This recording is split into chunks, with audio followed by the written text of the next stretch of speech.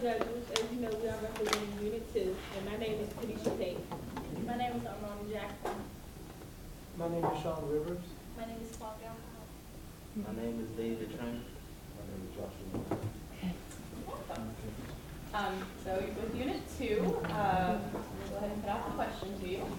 In Federalist 48, James Madison argued that in a representative republic, the legislative branch is the most powerful and the most likely to abuse its power. Do you agree or disagree? Why? What evidence can you offer to support your position? If men were angels, wrote James Madison in Federalist 51, no government would be necessary. If angels were to govern men, he continued, neither external nor internal controls or government would be necessary. The primary way the Constitution requires the government to control itself is through a system of checks and balance and separation of powers. Therefore, as Madison put it, we must both enable the government to control the people and oblige it to control itself.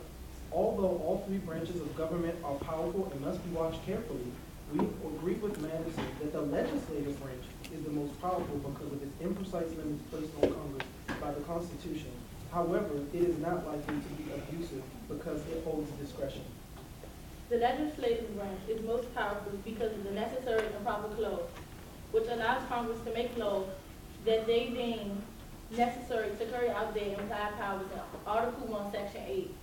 As Madison explained in Federalist 44, enumerating every possible power Congress would need in order to carry out its duties would have been tedious and ineffective. So this clause was added to give them the means to reach constitutional appropriate ends. While we agree that this clause is necessary for good government, it also gives us great concern about the wide scope of power Congress has in its disposal. Congress even has the power over state commerce. In the Gibbons versus Ogden case, the Supreme Court declared that Congress had the right to regulate interstate commerce. That means that states cannot trade without Congress dictating that trades among them. This power has allowed Congress to regulate civil rights and even domestic violence, even though those are not explicit powers granted by the Constitution. In actuality, there are only a few limits placed by the Constitution on the branches, but they are only as clear as the other branches interpret them. The executive branch has energy during times of emergency and war, but is limited by Congress in a couple of ways. First, Congress controls the budget, and the president can't act without money. Secondly, the president must receive the advice and consent of the Senate pursuant to Article 2, Section 2, to make treaties and to appoint officials to offices. Although the system of checks and balances was meant to have ambition, counteract ambition, as Madison explained in Federalist 51, Congress' ambition seems to be checked less than the other branches. Although we agree that the legislature is the most powerful, we also agree that Congress can be checked and kept within its proper bounds through the vigilance and involvement of the people themselves. Philosophically, the people are a natural check on Congress' power because of the social contract theory, through which the government was given power from the people to execute and protect their rights. The people also have the power to vote on the election, use the media, protest, petition, and donate their time and money to the campaigns of the candidates they propose. The fact that the Congress represents the people whenever Congress makes the laws that people think are unnecessary and do not represent their interests, the people can and have voted to make a change. Recently, in the 2010 elections, we have observed a major shift in political parties in the House from Democrats to majority Republicans. This shows that people even changed their political ideology, or that more Republicans decided to vote that day because they felt Democrats were not meeting their interests. According to FDR, the only sure bulwark of continuing liberty is a government strong enough to protect the interests of the people, and the people strong enough and well enough informed to maintain its sovereignty over its government. Madison's concern about legislative branch being too powerful is still valid today. Therefore, citizens should check the Congress in order to make sure that their power are limited.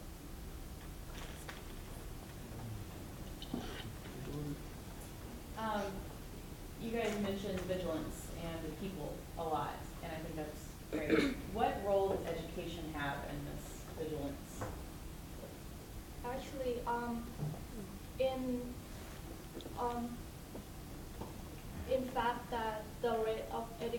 if the people have more education, more people would be involved more in the political, and the education is important to all people, and they should get the education in order that more people would more people would have chance to involve in the political. Well, the first word that I thought about when you said education was school. And in fact, school is one of the main places where students are informed about their rights and the things that they can do, how to get involved with the government. So when I think about education, I think about a place where students will be informed about their rights, about how legislators have boundaries that they cannot cross to infringe on people's rights. So that's the first thing I think about. I think a more informed society about their government is well better off, in the sense of, if you know the policies that people are implementing instead of the vanity of the campaign they're running, then you would have a better chance of receiving the policy decisions you actually wanted instead of hearing false promises.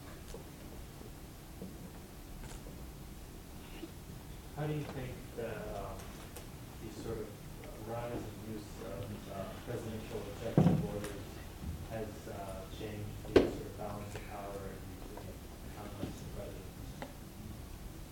Can you repeat your question? How do you think the rise and use of executive orders, the president being able to say, one doesn't necessarily require any money from Congress, that people should, do such and such a thing? How does that change the balance of power between Congress and the president? Although the president have some power, some special power, such as the energetic power. However, the president needs the consent of the government in order to enforce the laws or tell what the people can do. But I think it's like they need the consent of the government, so that the government can check the executive branch. And there are still ways that Congress does have a check on the executive branch, even without the fact that that the president needs to act upon certain things with money, like the veto. If the bills like that the legislators pass, they can still do things without money. Like if the legislature was to pass the bills and the president can veto it, but they still have to be checked upon each other, even though that's a thing that they can act upon without money. More of a sense, the legislative branch allocates funds. They provide funds to specific bureaucracies and not necessarily the people. So the people doing things that they want to do without Congress is, good if they had the money to do it.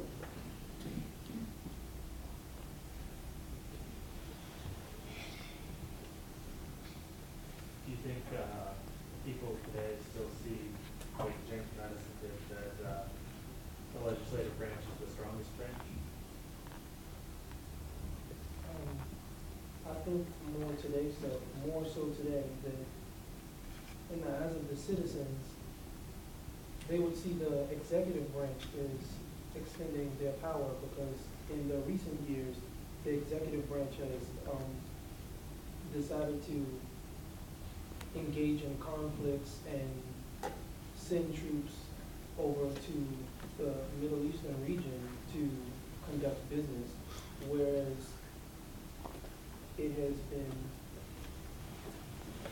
the legislative decision, I guess, to condone it by staying out of it or not seeing it as a conflict or war.